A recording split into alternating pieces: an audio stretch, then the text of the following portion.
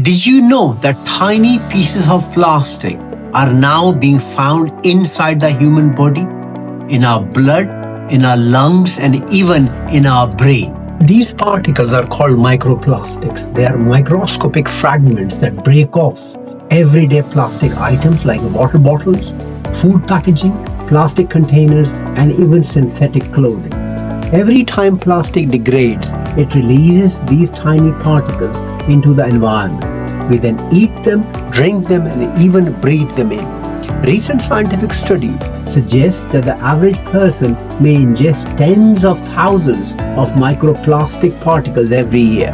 Researchers have now detected microplastics in human blood, lung tissue, and even the placenta during pregnancy.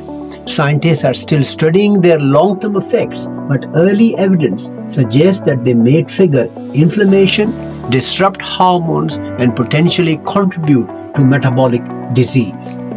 While we cannot eliminate plastic completely, we can reduce exposure by using glass or stainless steel bottles instead of plastic, avoiding heating food in plastic containers, and eating more fresh foods and less heavily packaged food.